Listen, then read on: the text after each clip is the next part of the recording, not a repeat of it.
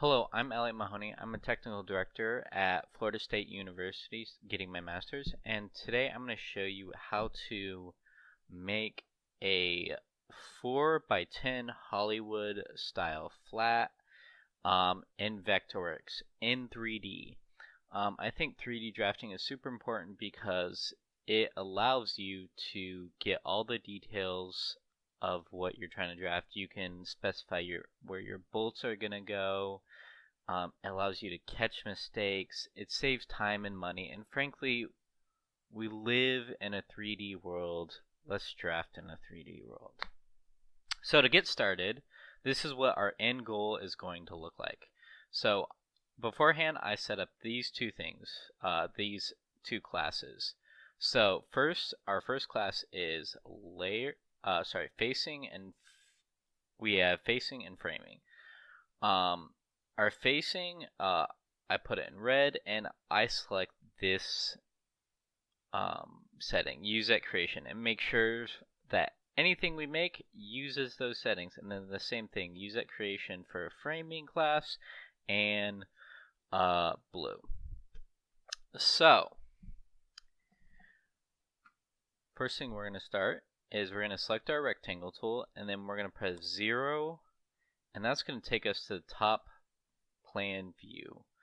It's 0 on the number pad. You can move around with your number pad by that's 1, this is 5, this is 3, that's 9, 7, and it just allows you to quickly navigate.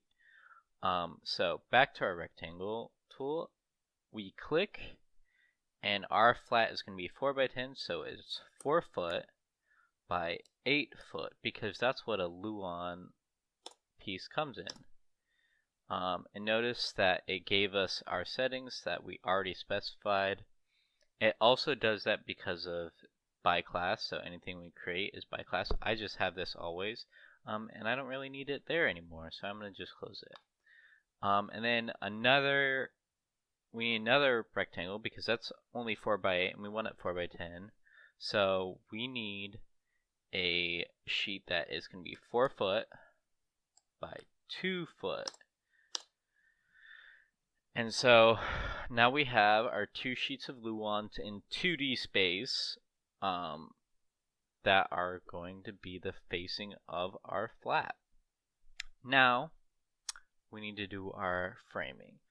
So we're going to switch to our framing class and go to the double line tool. Double line tool, it is my favorite tool. Everybody, if you're drafting in Vectorworks and not using double line tool and doing scenic drafting, it's like super helpful, super important. It'll change your life. So this tool allows you to basically make 2 lines. So this is what it kind of looks like with these settings. So it creates 2 lines if we zoom in, and they're 3/4 of an inch space. So it allows us to just draw really quickly, and then we can draw framing members. But an important setting that I don't have it enabled right now is this tool, because I wanted to show you the 2 lines. Create polygon. So what it does is it makes those 2 lines, but then it closes them off right here, and then it fills them in with our settings. This is super important because we need to eventually extrude these lines, and so it makes a rectangle automatically for us that we can then extrude. So I'm going to delete that, and then so we're going to use this tool with, remember these settings, we're using 3/4 because 1 by comes in 3/4. And we're going to start with our rail. We have bottom selected. I go like that, go up to the top, go across, then we're going to go down, and that's our style. Go up, that's our other style, and now we have our outside framing members.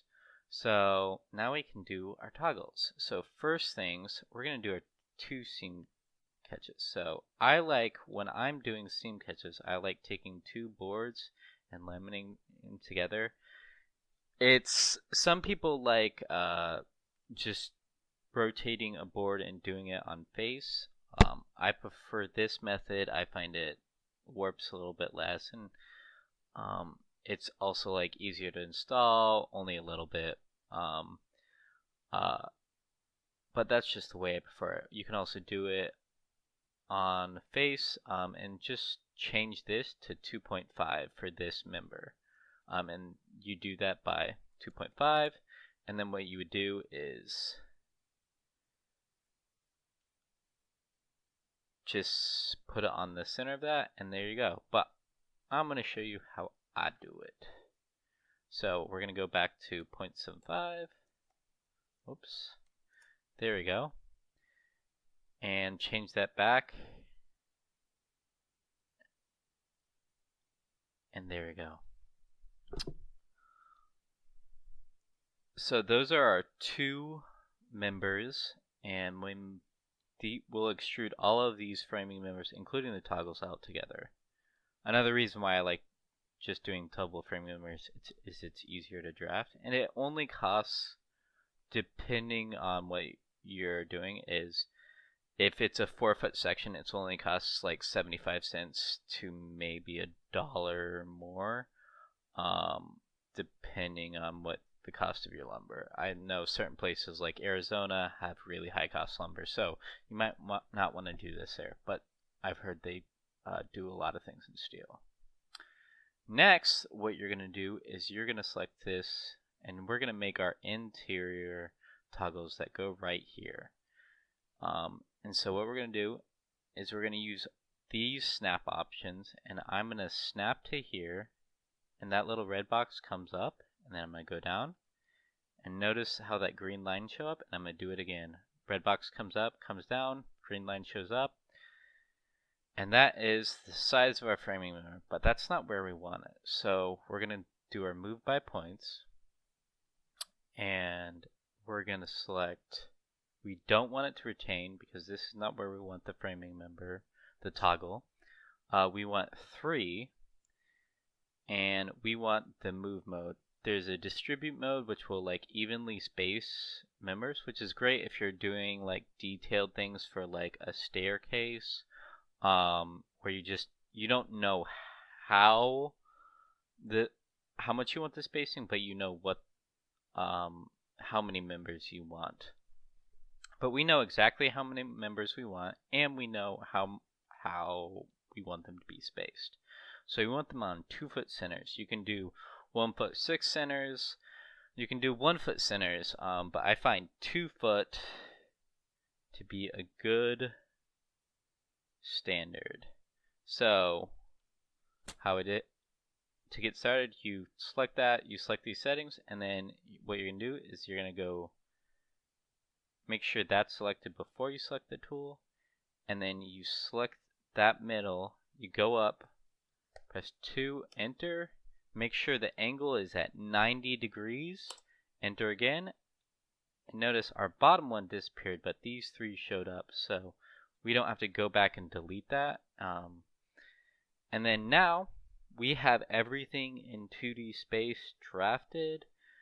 Notice it's just on a plane. So first things, I'm going to go back to the facing. I'm going to turn off that framing, and I'm going to select these 2 rectangles.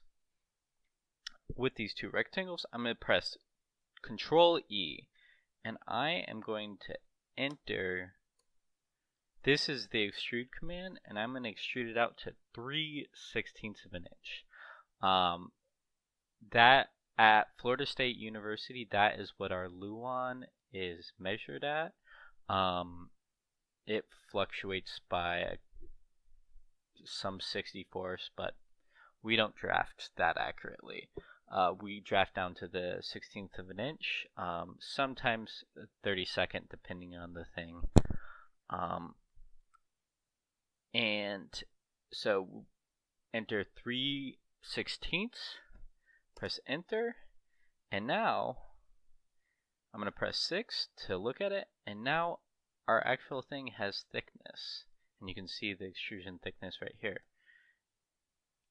And then we're going to turn back our framing and turn off our facing. And make sure you select the framing layer. So now we have selected all 9 of our framing members. We have 9 polygons right here. So 1, 2, 3, 4, and then we have 5 toggles. And then we're going to extrude that again, Control E.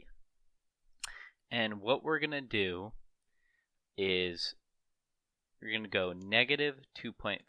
So our framing members measure 2.5, but we're going to go negative, so we're going to go away from the frame. And then now we're going to turn on our facing. And if we go to 6, you'll notice here's our frame, and then there's our facing. And that is, we have drafted this, and we're almost done. Now we want to actually in the upright position. So we're in the plan view. So this would be like how if a flat was laying on the floor. What we want to do is we want to rotate it upright. So I'm going to go 6, and I'm also going to select all of these, and then press 6, and then rotate it using the rotate tool. So click the pivot point, and then you actually don't click right there. Click right here. So if we clicked right here, it's actually going to move it offset from 0. So right now our bot Z is 0, and what we're going to do is click right below in between the facing, and then go straight up, and then click again, and that is the flat. Tell me what you guys think. If you want to see more of these, I'm thinking about doing something similar in AutoCAD because that would have helped me when I was learning AutoCAD. That's why I decided to do this video. So yeah, like, comment, subscribe. Tell me what you think.